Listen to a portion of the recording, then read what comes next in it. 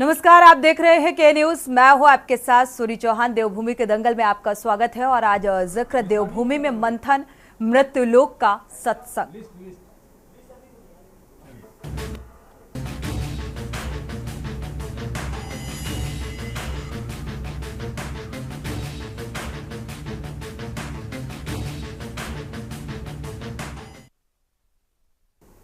तो उत्तर प्रदेश के हाथरस जिले के सिकंदराव क्षेत्र में मंगलवार को सत्संग के बाद मची भगदड़ में 121 से ज्यादा श्रद्धालुओं की मौत हो गई, जबकि 100 से अधिक लोग घायल हो गए।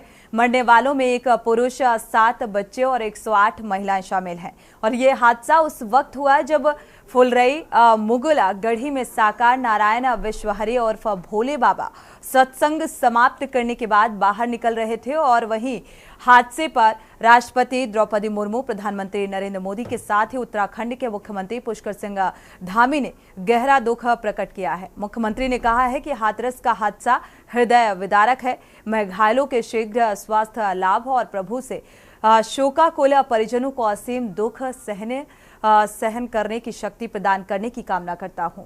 इस घटना के बाद से उत्तराखंड सरकार की भी चिंता बढ़ गई है। राज्य में आए दिन हो रहे धार्मिक जो आयोजन हैं, 4 धाम यात्रा, कांवड़ी यात्रा के साथ ही तमाम आयोजनों में ऐसी भगदड़ ना मचे, इसके लिए विशेष इंतजाम करने के निर्देश दिए गए हैं। विपक्ष ने इस मामले में उत्तर प्रदेश के शासन प्रशासन को जिम्मेदार ठहराया है और साथ ही मिसमैनेजमेंट को लेकर इसे एक बड़ी वजह हादसे की बताया गया। सवाल ये है कि क्या उत्तराखंड में इस तरीके के बाबाओं के दरबार लगाने की अनुमति मिलनी चाहिए। आज इसी मुद्दे को लेकर विस्तार से चर्चा को आगे बढ़ाएंगे, लेकिन पहले आपको रिपोर्ट दिखाते हैं।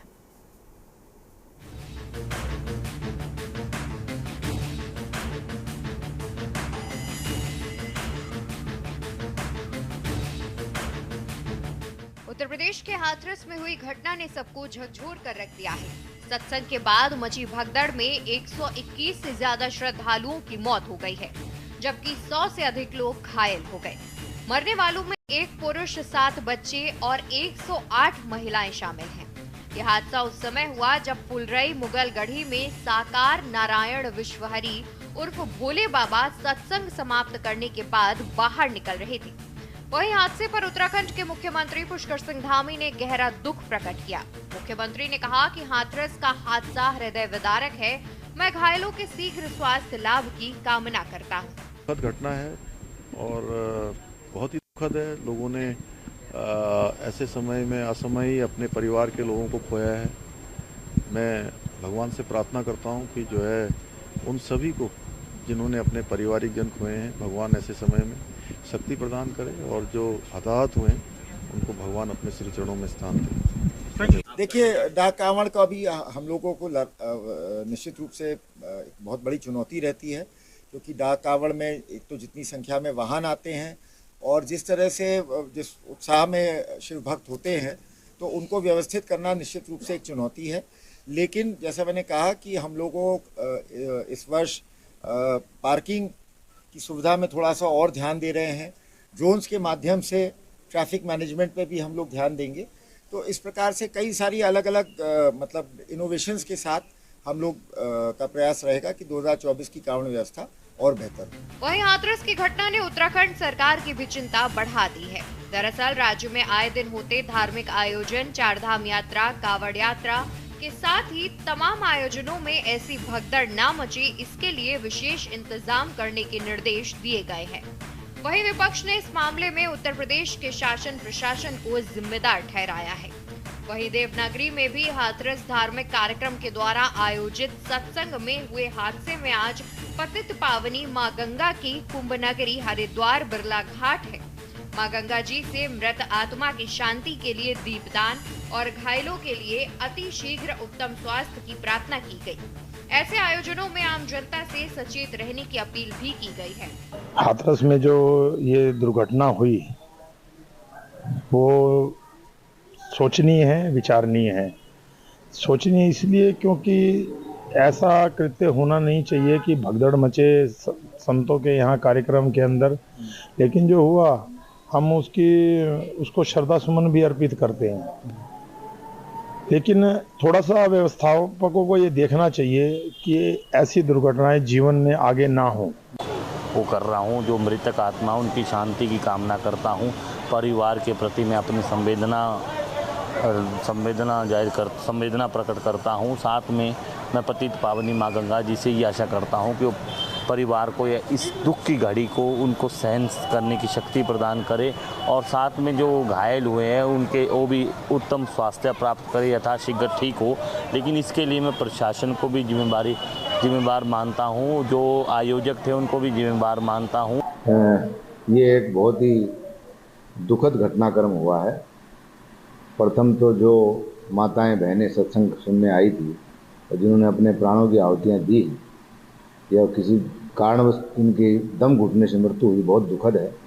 और मैं उन मृत आत्माओं के प्रति अपनी संवेदना व्यक्त करता हूँ। जो लोग घायल हुए हैं, भगवान शिव से प्रार्थना करता हूँ जल्दी से शीघ्र वो स्वस्थ हों और शासन और सरकार की तरफ से उनकी अच्छी समुचित उपचार की व्यवस्था हो।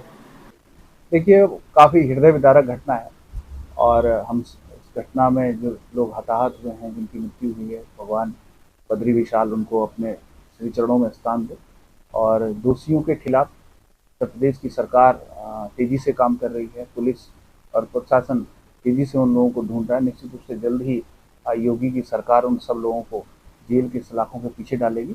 उत्तराखंड के अंदर इस प्रकार की चीज़ें न हो, इस सब चीज़ों को लेकर के हमारे प्रशासन में, हमारे जहाँ पर इस प्रकार के कार्यक्रम होते हैं, हमारा प्रशासन और तमाम वहाँ की एडमिनिस्ट्रेशन देखती है। ऐसी कोई घटना उत्तराखंड के अंदर न घटे, ये सीख है लोगों के लिए। निश्चित रूप से जब इस प्रकार के कार्यक्रम यहाँ होंगे तो इन सब चीज़ों को ध्यान में रखा नहीं, अभी बड़ी संख्या की पुष्टि हुई है कि लगभग 140-150 की पुष्टि हो चुकी है मौतों की। और मैं कहना चाहती हूँ कि जब आयोजन के लिए पत्र दिया जाता है, परमिशन लेटर जिला प्रशासन को दिया जाता है, तो जिला प्रशासन जो है उसका आधा आयोजक हो जाता है कार्यक्रम का। कुल मिलाकर हाथरस की घटना ने एक ओर जहां सभी को दुखी किया है, तो वहीं दूसरी ओर सभी सरकारों को नए सिरे से सोचने पर मजबूर किया है। सवाल है कि हाथरस की घटना से हम क्या सबक लिया है। सवाल ये भी है कि आखिर इन बाबाओं के दरबार लगाने की अनुमति क्या मिलनी चाहिए या नहीं। Uttarakhand desk report.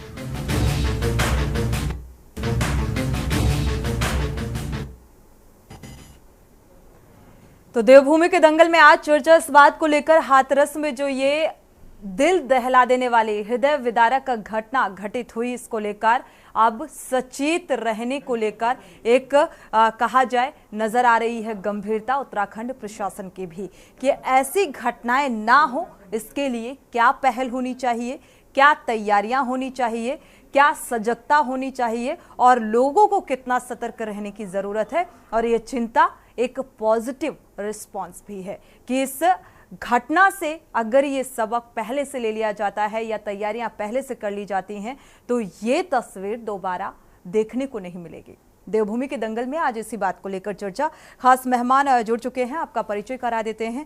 RP Raturi जी हैं बीजेपी से, आपका बहुत बहुत स्वागत इस चर्चा में शामिल होने के लिए। साथ ही कांग्रेस प्रवक्ता आशीष नौटियाल जी जुड़े हुए हैं, आपका भी बहुत बहुत स्वागत इस चर्चा में शामिल होने के लिए। अरुण शर्मा जी हैं वरिष्ठ पत्रकार, आपका भी बहुत बहुत स्वागत इस चर्चा में शामिल होने के लिए। आप सभी मेहमानों का स्वागत।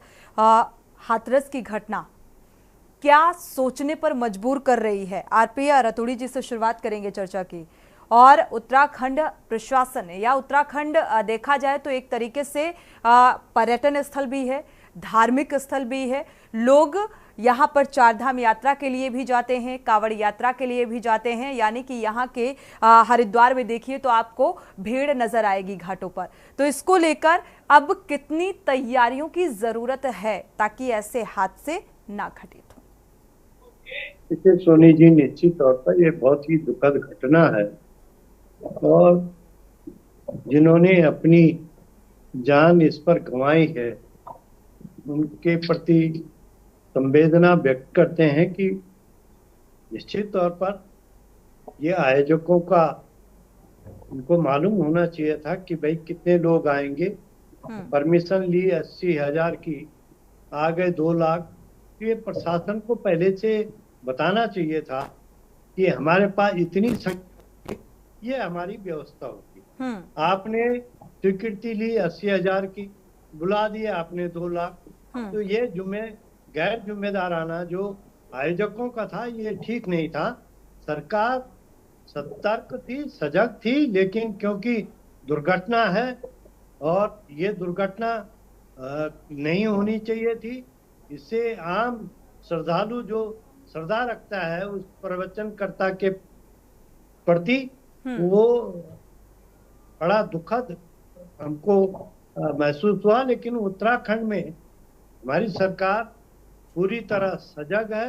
हमारे यहाँ आपने देखा वो कुंभ भी होते हैं, हमारे यहाँ जितने भी अभी कांवड़ यात्रा होगी, हमारी सरकार पूरी तरह सजग है। अभी हमारे कम से कम 30 से 35 लाख श्रद्धालु हमारी चारधाम यात्रा अब तक कर चुके हैं। और ईश्वर भगवान केदारनाथ बद्रीनाथ की कृपा है, गंगोत्री यमुनोत्री की कृपा है कि अभी वो सफलता पूर्वक कोई ऐसा हादसा नहीं है। और हम ईश्वर से चाहेंगे कि बहुत सुंदर सुचारू ये व्यवस्था चले। सरकार सजग है, सरकार पूरी तरह हर यात्री की सुरक्षा के लिए सतर्क भी है और सजग भी है। चलिए, सरकार की सजगता के साथ साथ अगर देखा जाए प्रशासनिक अमले की सजगता भी उतनी ही जरूरी हो जाती है। हमारे साथ कांग्रेस प्रवक्ता भी जुड़े हुए हैं, आशीष नौटियाल जी। आशीष जी, उत्तर प्रदेश की घटना को लेकर अब उत्तराखंड में भी मंथन शुरू हो गया है, क्योंकि यहाँ भी जो तीर्थयात्री हैं, तीर्थ और धार्मिक लिहाज से बेहद महत्वपूर्ण स्थल है, इसलिए यहाँ पर भी चारधाम यात्रा और लगातार कांवड़ यात्रा देखने को मिलती है। और ऐसे में तैयारियों को लेकर सवाल विपक्ष उठाता भी है। देखिए सोनी जी, सबसे पहले तो जो वहाँ लगभग 150 जाने गई हैं, उसके लिए मैं भगवान से प्रार्थना करता हूँ प्रभु उनकी आत्मा को शांति दे और परिवार के लोगों को दुख सहन करने की शक्ति दे। जो ये घटना हुई है वाकई हृदय विदारक घटना है। इतनी संख्या में जब श्रद्धालु आए, 80,000 की परमिशन थी और 3 लाख हो गए, तो ये एलआईयू की टीम का काम होता है। हर जगह एलआईयू होती है, पुलिस प्रशासन होता है, उसको पता होना चाहिए किस तरह से हम व्यवस्था बना पा रहे हैं। वहां पर अभी मैं पढ़ रहा था कहीं पे कि 40 पुलिसकर्मी तैनात थे। अगर ये सही हो तो 40 पुलिसकर्मी खाली लिखा हुआ है उसमें कि 40 पुलिसकर्मी ही टोटल 3 लाख की जनता को संभालने के लिए थे। वहां पे एंट्री और एग्जिट पॉइंट नहीं था। जहां पर इतनी संख्या में लोगों का आने का होता है तो वहां पे निश्चित व्यवस्था एंट्री का था, लेकिन एक ही रास्ते से जाना आना था जी। लेकिन वो नहीं था, जिसके कारण लोग एक तरफ भागे। तो जब इस तरह की घटनाएं होती हैं तो निश्चित ये एक सबक है सीखने के लिए कि कभी इस प्रकार के आयोजन हो तो किस तरह से व्यवस्थाएं बनानी चाहिए।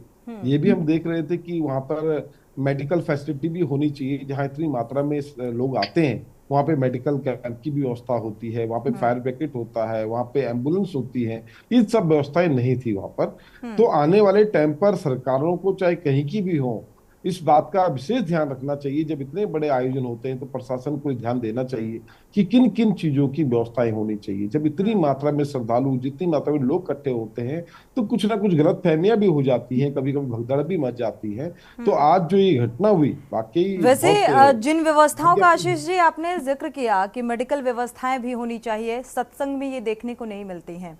और मुझे लगता है आज तक जितने भी सत्संग हुए होंगे उनमें इस तरीके की व्यवस्थाएं फिलहाल नहीं की जाती हैं। जो आयोजक होते हैं, सेवादार होते हैं, वो सिर्फ किस तरीके से भीड़ व्यवस्थित रहे उसकी एक अहम जिम्मेदारी होती है, जो यहाँ पर नहीं निभा पाए सेवादार। और सेवादारों के खिलाफ FIR भी दर्ज की गई।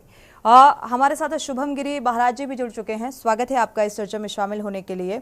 और अरुण शर्मा जी का रुख करेंगे, उसके पहले शुभम जी की प्रतिक्रिया भी ले लेते हैं। शुभम जी, उत्तर प्रदेश के हाथरस में जो घटना घटित हुई उसको लेकर आपकी प्रतिक्रिया, साथ ही उत्तराखंड अब इस बात पर मंथन कर रहा है कि ऐसी घटना ना घटित हो उसके लिए तैयारी पहले से कर ली जाए।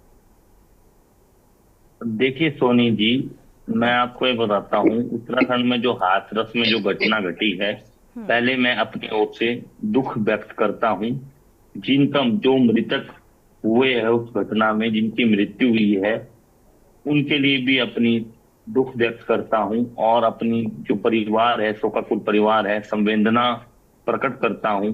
जिस तरह से ईश्वर उन शोकाकुल परिवार को दुख सहन करने की शक्ति दे, और जो घायल है यथाशीघ्र हो, ठीक हो। बाबा केदारनाथ जी से, बद्रीनाथ जी से, पतित पावनी माँ गंगा जी से यही प्रार्थना करता हूँ, यथाशीघ्र हो, ठीक हो। लेकिन मैं आपको ये बताना चाहता हूँ कि 1 महीने पूर्व आपने 4 धाम की व्यवस्था देखी अस्त व्यस्त कैसे हो गई। क्योंकि आपके चैनल में भी मैंने परिचर्चा की थी, अनेक चैनलों में मैंने परिचर्चा की थी कि 4 धाम में ऊपर इतनी भीड़ हो गई क्योंकि सरकार को 15-15 दिन तक रजिस्ट्रेशन बंद करने पड़े। बिल्कुल, रजिस्ट्रेशन मौतें भी के हुई बाद थी, मौतों का भी आंकड़ा सामने आया। और यमुनोत्री में आपने देखा कितनी धक्का मुक्की हुई पहले दिन जब कपाट खुले। बद्रीनाथ जी में देखा, केदारनाथ जी में देखा, लेकिन उत्तराखंड में मैंने एक चीज तो इस बार अच्छी देखी, क्योंकि रील के ऊपर बैन लगा। और कल बद्रीनाथ में, कल चैनलों के माध्यम से देख रहा था, जो नारायण कुंड है वहां पर प्रशासन अलर्ट कर रहा था। और अब कावड़ मेला भी आ रहा है, और गंगा दशहरे के दिन देखा आपने हरिद्वार में 5-5 घंटे का जाम भी लगा रहा, क्योंकि पतंजलि मेरे यहाँ से पतंजलि 10 मिनट में पहुंच जाते हैं भादराबाद, तो वहां पहुंचने के लिए लोगों को 3-3 घंटे की कड़ी मशक्कत करने पड़ी, जबकि इतने अच्छे हाईवे, रोड, फ्लाईओवर बन गए हैं। लेकिन कई बार लाइटों की भी दिक्कत होती है, लाइटों की भी बड़ी समस्या है।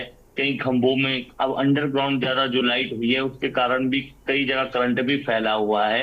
लेकिन उत्तराखंड प्रशासन को भी सतर्क होना चाहिए। मैं आपको चमोली का उदाहरण देता हूं। जब चमोली में करंट कांड हुआ था, बहुत बड़ा करंट कांड हुआ था सोनी जी, आपको पता भी होगा।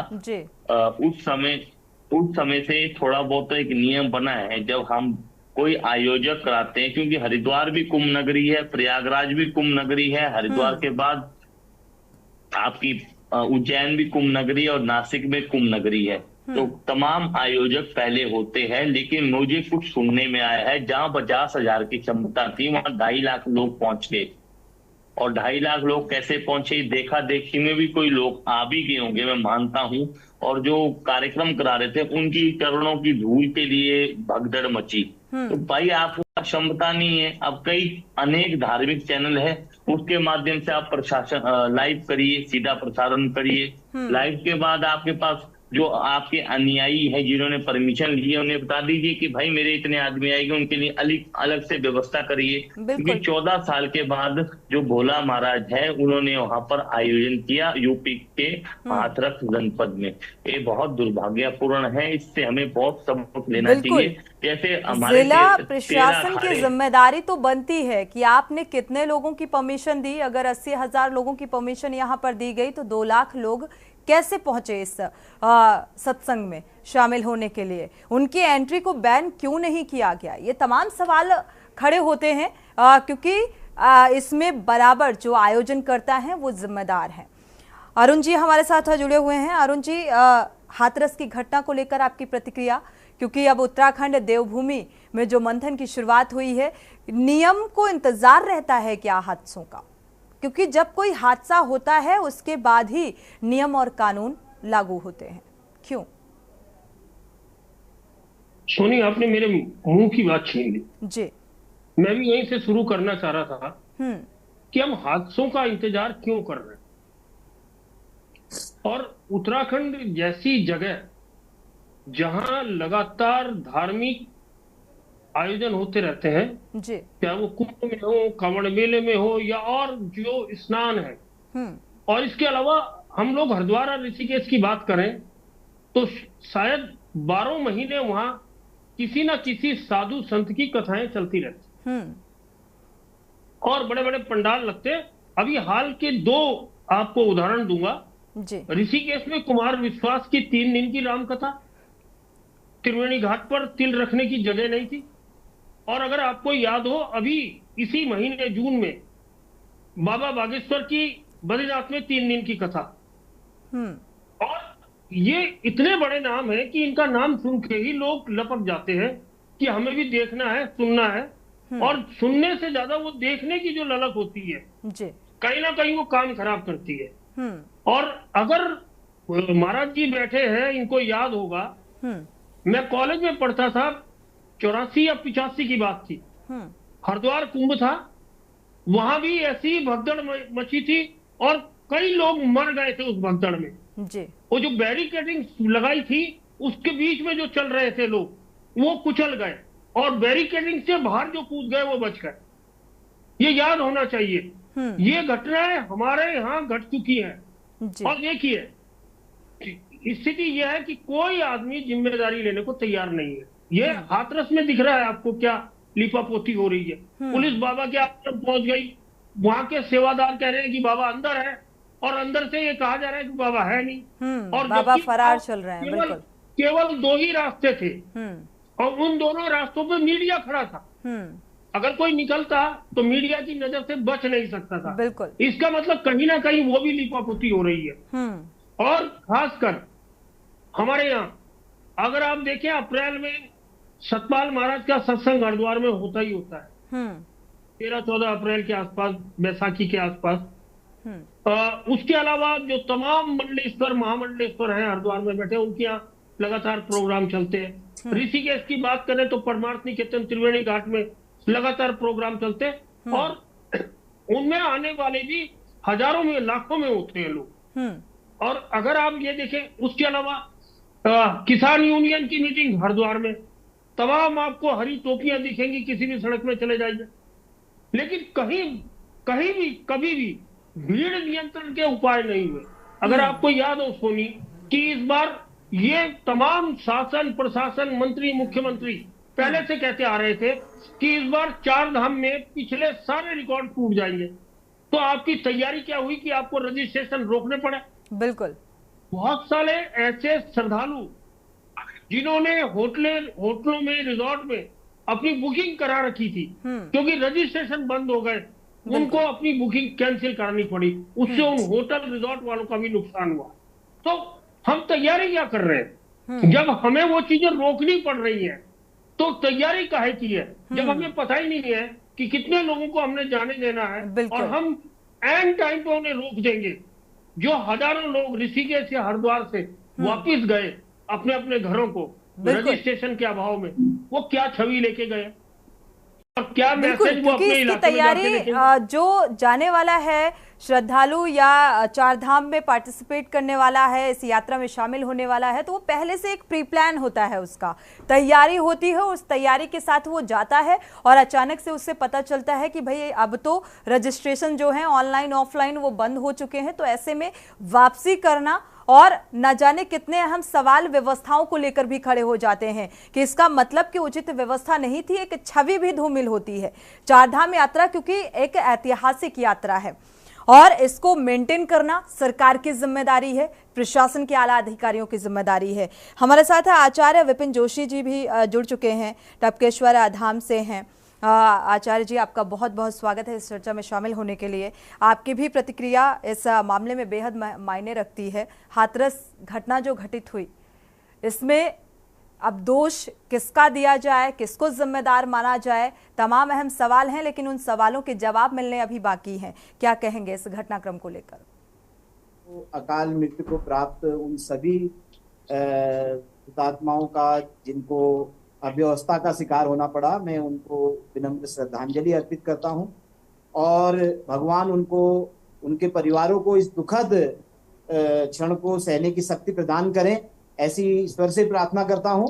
और निश्चित रूप से ये एक हमारा जो मैनेजमेंट है, हमारा जो सिस्टम है, सिस्टम को बहुत जागृत होने की जरूरत है और उससे भी ज्यादा जागृत होने की जरूरत है उन आयोजकों को जो इस प्रकार के बड़े बड़े आयोजन करते हैं बिना किसी प्लानिंग के। क्योंकि जैसा मेरे संज्ञान में आया, ये आयोजन एक गांव में था। अगर सिटी में, शहर में कहीं ऐसी क्राउड वाली जगह पे होता तो मेरे ख्याल से प्रशासन को ज्यादा उसका संज्ञान हो जाता। लेकिन चूंकि गांव में था और मुझे लगता है कि शायद इतनी अपेक्षा भी नहीं की गई थी कि इतने ज्यादा लोग वहां पे टूट पड़ेंगे। लेकिन चूंकि ये आयोजन इस प्रकार के होते हैं जिसमें लोगों की संख्या का आप आकलन नहीं कर सकते कि कितने लोग आ सकते हैं, और फिर जो इस प्रकार के चमत्कार आदि, इस प्रकार की जो चीजें हैं, इसमें तो हमारे समाज का बहुत बड़ा विश्वास है। और लोग जब इस प्रकार के लोग आते हैं, बड़ा आयोजन करते हैं, उसका प्रचार प्रसार किया जाता है, तो लोग जो है वो सरलता से, सहजता से जो है उसमें टूट पड़ते हैं। तो मुझे लगता है कि किसका दोष है किसका नहीं दोष है, ये सब तो जांच का विषय है और जांच एजेंसियां अपना काम कर रही होंगी। लेकिन सबसे महत्वपूर्ण बात यह है कि भविष्य में आगे आने वाले जितने भी कार्यक्रम हैं, कहीं भी पूरे देश में कहीं भी आयोजित होते हैं, तो निश्चित रूप से इसके लिए एक गाइडलाइन होनी चाहिए, इसके लिए बहुत एक सख्त क्राइटेरिया बनाया जाना चाहिए कि किस किस तरीके से विशेष रूप से सुरक्षा के जो इंतजामात हैं उनको किस तरीके से अच्छा किया जाए, और बहुत खुले जगहों में इन आयोजनों को किया जाना चाहिए। निकासी की बहुत उचित व्यवस्था होनी चाहिए, कम से कम 8-10 खुली जगह में ही किया गया था। ये जो आयोजन आचार्य जी विपिन जोशी जी किया गया था, ये खुली जगह में किया गया था, खेत था जहां पर इस कार्यक्रम का आयोजन किया गया था, और जो परमिशन दी गई थी उस परमिशन से कहीं ज्यादा यानी कि लाखों की तादाद में यहां पर भीड़ पहुंच जाती है। तो ये जिम्मेदारी भी तय करनी होगी कि अगर इतनी ज्यादा भीड़ पहुंचती है, परमिशन अगर कम की है और ज्यादा पहुंचती है, तो ये जिम्मेदारी भी तय करने वाली बात है, नहीं ऐसे हादसे अक्सर सामने आएंगे। वक्त एक छोटे से ब्रेक का, लौटेंगे जल्द।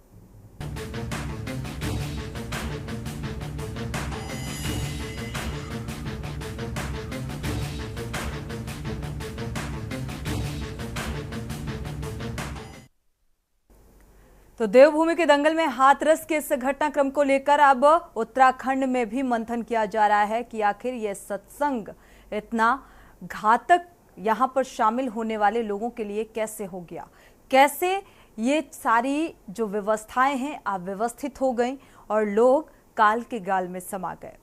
हृदय विदारक घटना, लोग शोक संवेदनाएं व्यक्त कर रहे हैं, लेकिन अब व्यवस्थाओं को लेकर भी मंथन होना चाहिए कि आखिर जब इस तरीके के सत्संग का आयोजन हो तो व्यवस्थाएं चाक चौबंद होनी चाहिए, और ये जिला प्रशासन की भी अहम जिम्मेदारी है। हमारे साथ खास मेहमान लगातार इस मसले पर जुड़े हुए हैं। आचार्य विपिन जोशी जी ने ब्रेक में जाने से पहले जब शुरुआत की तो उन्होंने कहा कि ये जो चमत्कारिक बाबा होते हैं, इनके प्रति लोगों का विश्वास जो है वो बढ़ जाता है। आरपी रतूड़ी जी का रुख करेंगे, बीजेपी प्रवक्ता हमारे साथ जुड़े हुए हैं। आरपी रतूड़ी जी, यही विश्वास सरकार की कार्यशैली पर, यही विश्वास प्रशासनिक कार्यशैली पर क्यों नहीं बन पाता है आम जनता का, जो इन बाबाओं के प्रति विश्वास बढ़ जाता है? ऐसा ही विश्वास इस एक सिस्टम के लिए भी होना चाहिए।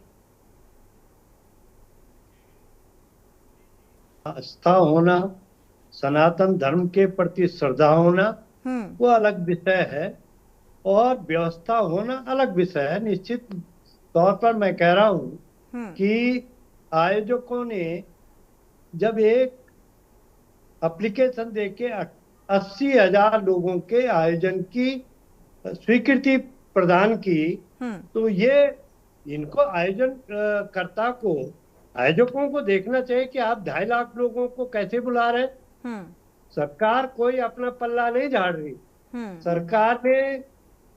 सरकार आदरणीय योगी साहब ने जैसे ये दुर्घटना हुई तुरंत अपने वरिष्ठ अधिकारी और मंत्रियों को दुर्घटना स्थल पर सीएम योगी आदित्यनाथ हर एक पल पल की अपडेट साझा कर रहे हैं, अधिकारियों से वार्तालाप भी कर रहे हैं, प्रेस कॉन्फ्रेंस भी की, जुडिशियल इस पूरे मामले की जांच भी कराई जाएगी।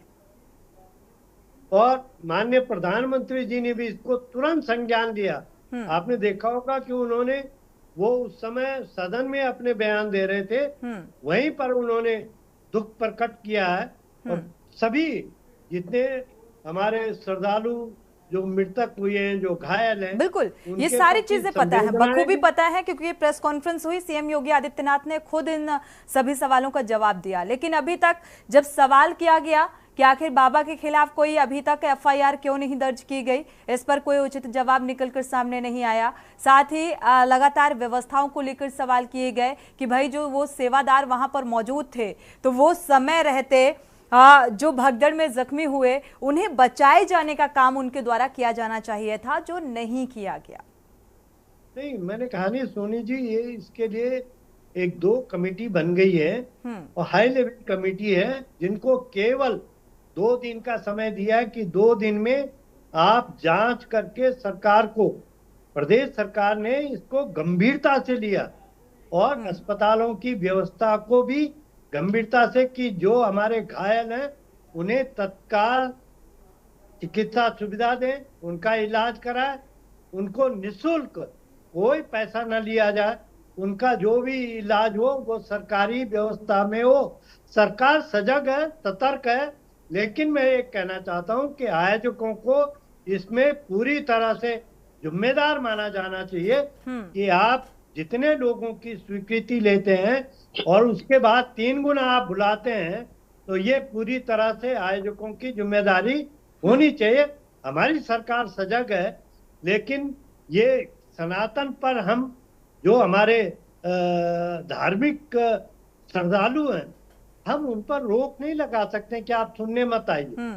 आपने देखे सरकार सजग थी, लेकिन ये सिर्फ सेवादार और आयोजक ही तय करेंगे कि अगर 80,000 लोगों की परमिशन प्रशासनिक स्तर पर मिली है और उससे ज्यादा लोग पहुंच रहे हैं, तो ये सिर्फ और सिर्फ आयोजक ही तय करेगा, प्रशासनिक अमले का इन्वॉल्वमेंट नहीं होता है। उन सेवादारों के विरुद्ध FIR दर्ज कर दी गई है, उनको जिम्मेदार ठहराया गया है कि इनकी वजह से अगर कुछ हुआ है तो निश्चित तौर पर आप देखेंगे कि ये दुर्घटना है और बड़ी हृदय विदारक है। हम सब उसमें दुखी हैं, लेकिन ये आइंदा न हो, इस पर सरकार को भी बिल्कुल दुख जताना अच्छी बात है, लेकिन ऐसे हादसे ना दोहराएं, इसको लेकर भी ठोस रणनीति होनी चाहिए। आशीष नौटियाल जी का रुख करेंगे। आशीष नौटियाल जी, लगातार विपक्ष इस मसले को लेकर सवाल उठा रहा है प्रशासनिक कार्यशैली पर और कानून व्यवस्था पर। इस तरह के जो आयोजन होते हैं, कार्ड तो बांटे नहीं जाते, एक आह्वान किया जाता है, जो आना चाहे सुनने वो आ सकता है।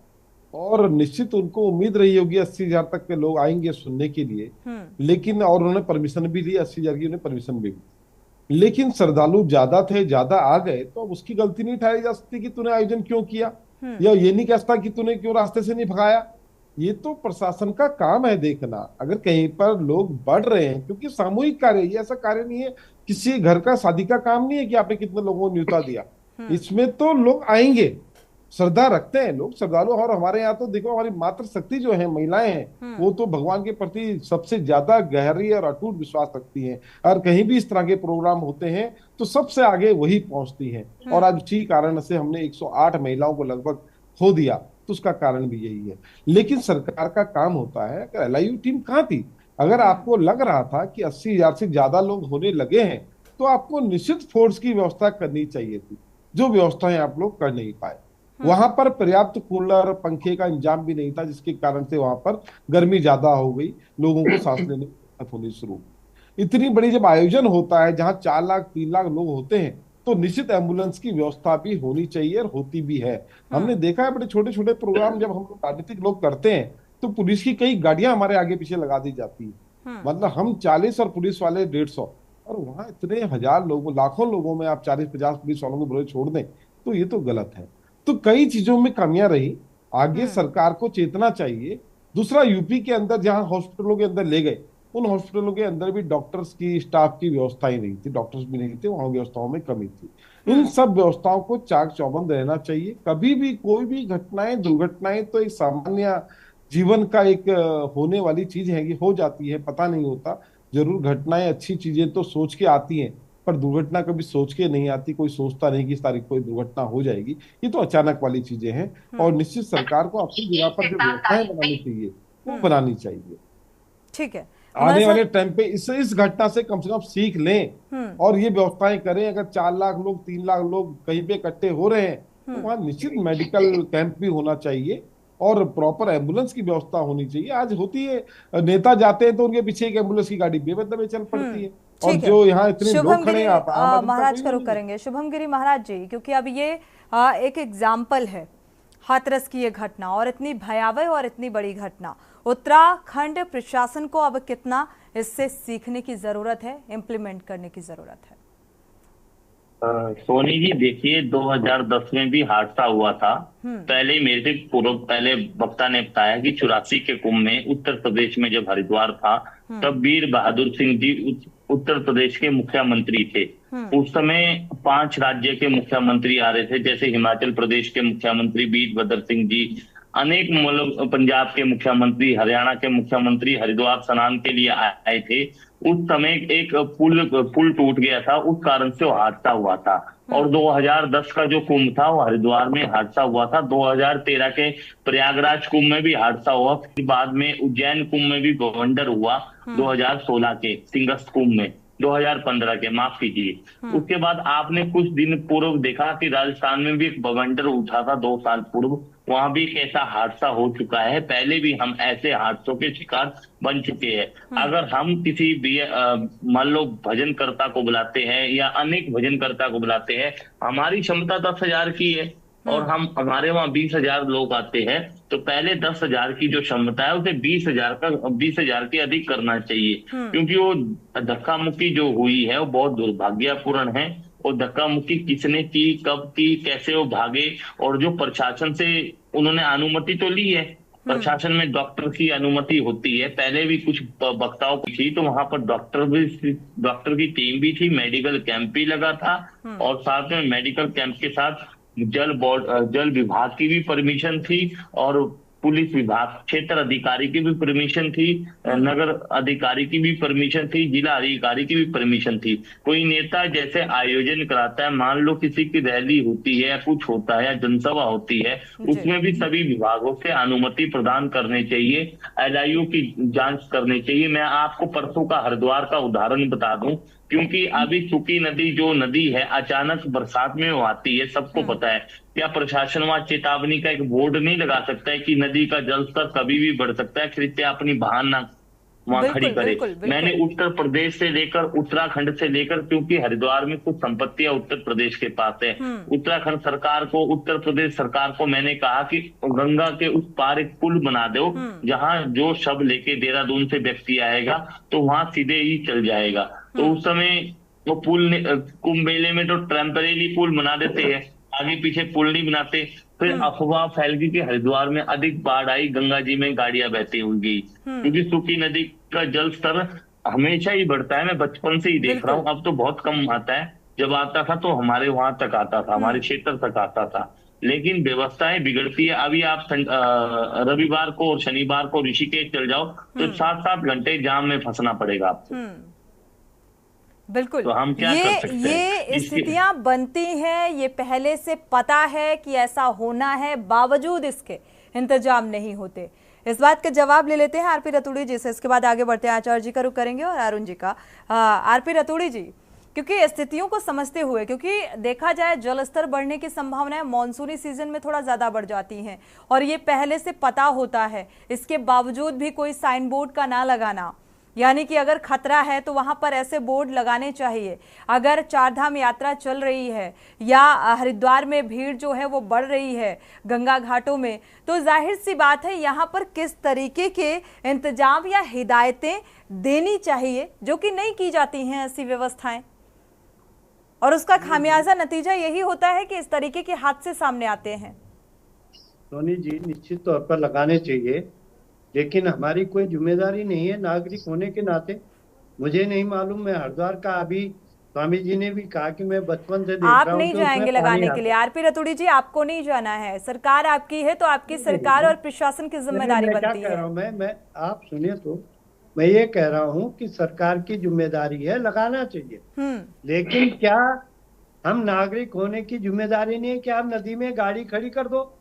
आपको मालूम नहीं बरसात में ये नदी नाले आते हैं, आप तब तो फिर कानून और नियम बनाए जाने की भी जरूरत नहीं है। हर सामाजिक व्यक्ति अगर इतना जागरूक हो जाएगा, हर चीज वो अपने अकॉर्डिंग, अपने हिसाब से करेगा अपने बचाव में, तो किसी भी कानून और किसी भी नियम की जरूरत नहीं है समाज में। फिर नागरिक की कोई जिम्मेदारी नहीं, वो नदी में बिल्कुल है, लेकिन उससे ज्यादा सरकार और प्रशासन की जिम्मेदारी है, इस बात को मानना पड़ेगा। शुभम गिरी जी कुछ कहना चाह रहे हैं जी। नदी में खड़ी करेगा, अरे उसे पता है बरसात में ये नदी नाले आते हैं, क्यों खड़ी कर रहा वो उसे? ठीक है रतूड़ी जी सुन लीजिए, रतूड़ी जी सुन लीजिए। शुभम जी, रतूड़ी जी को मैं कहता हूँ, कोई पैसे बचाने के चक्कर में करता है, क्योंकि अधिकांश पेड पार्किंग है, अधिकांश पैसे बचाने। हम लोगों ने एक बस बचाई थी रतूड़ी जी, आपको बता दूं, उस दिन एक बस खड़ी हुई थी तो मैंने वहां से हटवाकर दूसरी जगह खड़ाई थी। रात को मेरे पास आए थे, तो मैंने वो पार्किंग में लगवाई थी। और रतोड़ी जी आपको बता दूं, इसमें गलती पहले पूर्व की सरकार की भी, चाहे उत्तर प्रदेश की कई सरकारें हो, चाहे उत्तराखंड की कई सरकारें हो, चाहे उत्तर प्रदेश आपके, मैंने धामी जी को बोला कि वहां पुल बना दीजिए, धामी जी से मैं मिलकर बोला कि वहां पुल बना दीजिए, धामी जी ने, मैंने सिंचाई विभाग रुड़की में कहा कि वहां पुल बना दीजिए। मैं हाथरस की बात नहीं कर रहा हूँ, मैं तो हर जगह की बात कर रहा हूँ। सुखी नदी तो अचानक आती है। रतोड़ी जी आपको ये बता दे, हम कावड़ मेला जब होता है ना, हम भी प्रशासन के साथ सहयोग करते हैं। जो यात्री जब कावड़ में लेके आते हैं, सोनी जी अगर आप ग्राउंड रिकॉर्डिंग करोगे तो कावड़ मेले में आपको बाइकों के सिलेंसर की आवाज सुनाई देगी। तब भी हम प्रशासन को गाइडलाइन करते, कावड़ियों से प्यार से इज्जत से बोलते कि आप यहाँ से गाड़ी निकालिए, या पब्लिक प्लेस है। तो इस प्रकार से हम भी व्यवस्था देखते हैं रतोड़ी जी, हम भी जिम्मेदारी बन जाती है। एक सामाजिक और नागरिक व्यक्ति होने के नाते ये जिम्मेदारी बनती है, लेकिन उससे कहीं ज्यादा सिस्टम की भी उतनी ही जिम्मेदारी बनती है, क्योंकि चाहे वो प्रशासनिक स्तर पर बात की जाए या शासन स्तर पर। हमारे साथ आचार्य जी भी जुड़े हुए हैं, विपिन जोशी जी का रुख कर लेते हैं। विपिन जोशी जी, क्योंकि उत्तराखंड में देखा जाए चार धाम यात्रा के दौरान भी देखने को मिला कि यहाँ पर व्यवस्थाओं को लेकर सवाल उठे, क्योंकि बहुत ज्यादा भीड़ जो है, भीड़ के आंकड़े बहुत ज्यादा बढ़े और सत्ता पक्ष ने उसे पॉजिटिव लिया कि भाई पहले तो उतनी भीड़ नहीं बढ़ती थी, अब भीड़ बढ़ रही है। लेकिन उससे कहीं ज्यादा जरूरी है कि क्या व्यवस्थाएं उतनी चुस्त दुरुस्त रही, क्योंकि इस दौरान चार धाम यात्रा के दौरान भी कई श्रद्धालुओं की मौत हुई थी। जी देखिए, जो हाथरस की घटना है, मुझे लगता है इससे नजीर लेते हुए, चाहे वो उत्तराखंड प्रशासन हो, चाहे देश के अन्य राज्यों में जहां पर भी भीड़ भाड़ वाले कार्यक्रम होते हैं या बड़े कोई ऐसे आयोजन किए जाते हैं, तो एक ऐसी नीति बनाई जानी चाहिए, एक ऐसी गाइडलाइन बनाई जानी चाहिए जहां पे अगर मान लीजिए 10,000 की आपने अनुमति ली है, तो हमें ये अपेक्षा रखनी चाहिए कि वहां 25-30,000 लोग हो सकते हैं। तो सारी जो तैयारियां हैं, अतिरिक्त तैयारियां होनी चाहिए। और दूसरा, सभी लोग, अगर हम ये देखिए दोषारोपण करके यहाँ पे काम चलने वाला नहीं है, हम सभी की सामूहिक जिम्मेवारी है। और क्योंकि भीड़ भाड़ वाली जगहों पे जब कुछ सख्त नियम होते हैं या कुछ ऐसे, मान लीजिए वहां पे अभी बात हो रही थी सूखी नदी, अगर वहां पे बोर्ड वगैरह लगा दिए जाते पहले से कि यहाँ गाड़ी खड़ी करना बिल्कुल सख्त मना है, क्योंकि ये बरसाती मौसम में कभी भी जो है इसमें बाढ़ आने की संभावना बनी रहती है, तो मुझे लगता है कि एक सतर्कता हो जाती है। तो यहाँ पे प्रशासन और पब्लिक और श्रद्धालु सभी को मिलकर के, जो स्थानीय लोग हैं, जैसा अभी महाराज जी ने बताया कि वो लोग कांवड़ यात्रियों को हम कैसे हाथ जोड़ करके उनसे विनती करते हैं। और विशेषकर जो हाथरस की घटना हुई, जैसा बताया गया कि लोगों की एक श्रद्धा होती है जब वो किसी को मंच पे देखते हैं, और उसके प्रति उनकी एक श्रद्धा होती है जब वो उसके सारा हुजूम जो है एक साथ उनसे मिलने जाना चाहता है।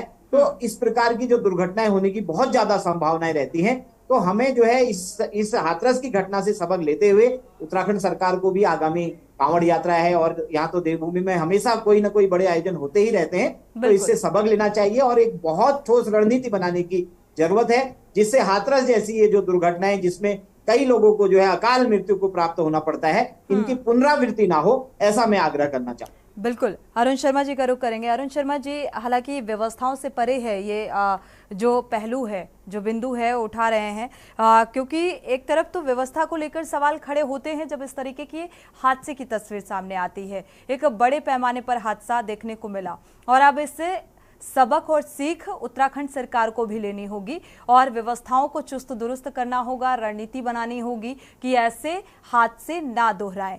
लेकिन दूसरा सवाल ये भी कि आखिर क्यों इतना विश्वास आम जनता का इन बाबाओं के प्रति बढ़ता जा रहा है? क्या वजह है कि लोग भूल जाते हैं कि हम ऐसी भगदड़ का भी शिकार हो सकते हैं? सोनी, देखिए, ये हमारी सनातन परंपरा है कि हम जो भी, हमें ये लगता है कि पूजा पाठ कर रहा है, जप तप कर रहा है, उसके अंदर कुछ विशेष शक्तियां होंगी और उन्हीं शक्तियों के अभिभूत होकर कहीं ना कहीं वो आकर्षण जो है वो कहीं ना कहीं जनमानस को उस तरफ दे देता है। देखिए, तमाम बाबा हैं इस देश के अंदर और बड़े नामचीन बाबा हैं जिनके करोड़ों फॉलोअर्स हैं और उनके पीछे भीड़ भी होती है। लेकिन अब आप देखिए, कोयम्बटूर में सदगुरु हर साल शिवरात्रि के मौके पे बहुत बड़ा आयोजन करते हैं उनके आयोजन में एक व्यवस्था रहती है, या वैष्णो देवी की यात्रा देखें, एक व्यवस्था है वहां, वही व्यवस्था उनसे सीख लेके पूरे देश में बनानी होगी। लेकिन कहीं ना कहीं एक बात मैं बोलना चाहूंगा कि जब इस तरह के एक खौफनाक मंजर हुआ, इतने लोग काल के गाल में समा गए, और आप ये बताइए कि उनके परिवारों को कौन संभालेगा? बिल्कुल। वो जो बच्चे अनाथ हो गए, वो जो महिलाएं चली गई, उनके पीछे पूरा परिवार होगा, उनकी कमी कौन पूरी करेगा? तो निश्चित तौर पर, और एक चीज निकल के इसमें आई थी कि LIU पहले ही प्रशासन को ये रिपोर्ट दे चुका था कि यहाँ जो आपने सीमा, इन्होंने जो अनुमति मांगी है उससे कई गुना भीड़ हो सकती है, तो उस पर चिंतन और मनन और कार्रवाई क्यों नहीं की गई? केवल 40 जवानों के भरोसे पूरे आयोजन को छोड़ दिया गया।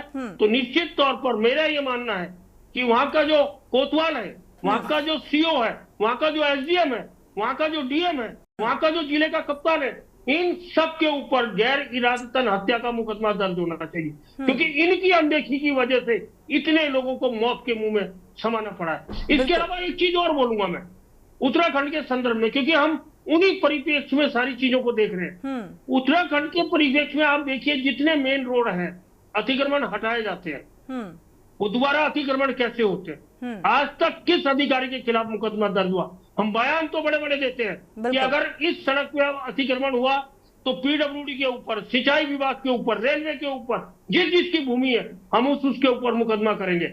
लेकिन वो अतिक्रमण दिन दूनी रात चौगनी गति की तरह बढ़ता जाता है। आज तक तो हमने नहीं सुना कि मुकदमे हो रहे। और कहीं ना कहीं जब सड़क उस अतिक्रमण की वजह से संकरी होती है तो दुर्घटनाओं की आशंका बनी रहती है। केवल ये दुर्घटना नहीं, जो दुर्घटनाएं हो रही है, 168 लोग चार धाम यात्रा में अब तक मौत के मुंह में समा चुके हैं। ये दुर्घटना नहीं है क्या? आए दिन हम देख रहे हैं एक्सीडेंट हो रहे हैं, ये दुर्घटना नहीं है क्या? सबसे ज्यादा अरुण जी दुर्घटनाएं जो होती हैं वो धार्मिक यात्रा के दौरान देखने को मिलती हैं, धार्मिक स्थलों में देखने को मिलती हैं, क्योंकि यहाँ पर भारी तादाद में जो है एक श्रद्धा भाव के साथ श्रद्धालु पहुंचते हैं और वहां पर बद इंतजामी इस कदर होती है, जहां पर ज्यादा इंतजाम होने चाहिए, व्यवस्थाएं व्यवस्थित होनी चाहिए, और ऐसी ही जगहों पर धार्मिक स्थलों में ये घटनाएं होती हैं या धार्मिक कार्यक्रमों में।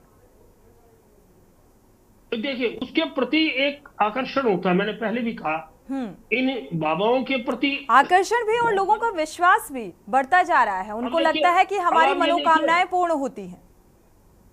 राम रहीम ने पूरा साम्राज्य बना रखा है हिसार के अंदर। बिल्कुल, जाके तो देखे कोई।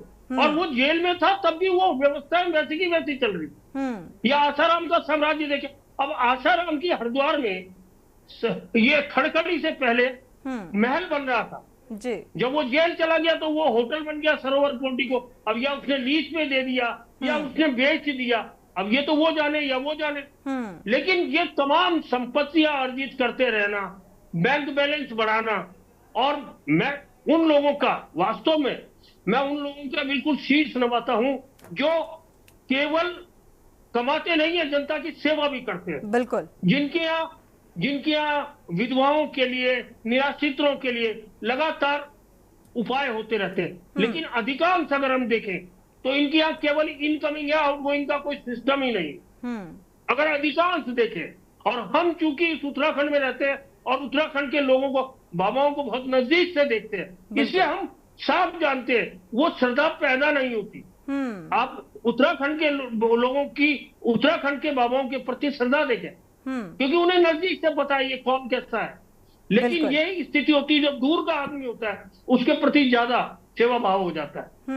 जी बिल्कुल, बाबाओं ने अब इसको भी एक बिजनेस बना लिया है और लोग इस विश्वास में फंसते हुए नजर आ रहे हैं और इसीलिए ऐसे हादसों का शिकार भी हो रहे हैं। हमारे साथ बीजेपी प्रवक्ता जुड़े हुए हैं आरपी रतूड़ी जी। आरपी रतूड़ी जी, अगर उत्तराखंड का जिक्र किया जाए, क्योंकि ये वाकया काफी है ये बताने के लिए कि व्यवस्थाएं कितनी ठोस होनी चाहिए, इसको लेकर उत्तराखंड सरकार की आगे क्या कुछ रणनीति रहेगी कि इस तरीके के घटनाक्रम सामने ना आए। यानी कि यूपी के हाथरस में ऐसा हुआ तो उत्तराखंड में भी एक सजगता पहले से बरतनी चाहिए।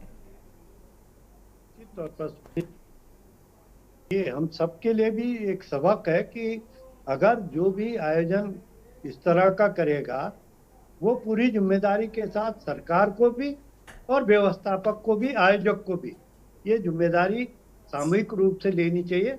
उत्तराखंड सरकार आज भी आप देख रहे होंगे चारधाम यात्रा के प्रति कितना समर्पित है, सजग है। और हमारे यहाँ तो देवभूमि है, हमारे सजग और समर्पित होना अच्छी बात है, लेकिन अगर ये 100 जो सैकड़े को पार कर गई मौतें चारधाम यात्रा के दौरान श्रद्धालुओं की मौत हुई, अगर ये ना होती तो मुझे लगता है और भी बेहतर होता ये बताने में और अच्छा लगता सुनने में कि भाई व्यवस्थाएं चाक चौबंद थी, व्यवस्थित थी और इसीलिए ये सकुशल यात्रा संपन्न हुई।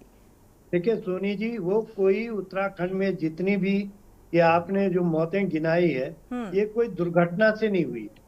ये जब कोई भी मैदानी क्षेत्र का व्यक्ति आता है तो समय रहते व्यवस्थाओं में तो आपका मेडिकल स्वास्थ्य सुविधाएं भी आती हैं। अगर कोई अस्वस्थ है तो उसे अगर उस समय रहते उचित इलाज मिलता है तो वो स्वस्थ हो जाएगा और वो कहीं ना कहीं उसकी मौत नहीं होगी। ये सारी व्यवस्थाएं इसी में आती हैं। स्वास्थ्य व्यवस्थाएं सजग थी, लेकिन कोई हार्ट का मरीज है, कोई शुगर का मरीज है। चलिए अरुण जी कुछ कहना चाह रहे हैं। आरपी जी, अरुण जी कुछ कहना चाह रहे हैं, सुन लेते हैं जी। दुर्घटना में कोई कमी से जी, सरकारी कमी से कोई रतोड़ी जी सुन लेते हैं अरुण जी को। कहना चाह रहा हूँ कि अभी 4 दिन बाद जगन्नाथपुरी की ऐतिहासिक रथ यात्रा है 7 और 8 तारीख को जी, और जिसमें लाखों लोग उस रथ यात्रा में शामिल हुए। भगवान की कृपा से आज तक उसमें कोई दुर्घटना नहीं हुई, लेकिन निश्चित तौर पर उड़ीसा की जो सरकार है उसे सजग हो जाना चाहिए, क्योंकि कहीं भी कोई शरारती तत्व कुछ भी कर सकता है, तो उनको उस यात्रा के लिए विशेष इंतजाम किए जाने चाहिए। कई बार ऐसी घटनाएं साजिश का भी एक आयोजन पहले से होता है और ऐसी हादसे और वाकये सामने आ जाते हैं, तो इसको लेकर सतर्कता बेहद जरूरी होती है। शुक्रिया आप सभी मेहमानों का इस चर्चा में शामिल होने के लिए। यूपी के हाथरस में जो घटनाक्रम घटित हुआ उसको लेकर अब उत्तराखंड में भी मंथन, क्योंकि ये एक पर्यटन और धार्मिक क्षेत्र है। यहाँ पर हर रोज और आयोजन जो है होते रहते हैं और ऐसे में भीड़ बढ़ती है, तो उसको सुव्यवस्थित व्यवस्थाओं को करने के लिए अब उत्तराखंड सरकार को भी सजग होने की जरूरत है। इसी के साथ देवभूमि के दंगल में इतना ही। आगे खबरों के लिए आप देखते रहिए के न्यूज़ इंडिया।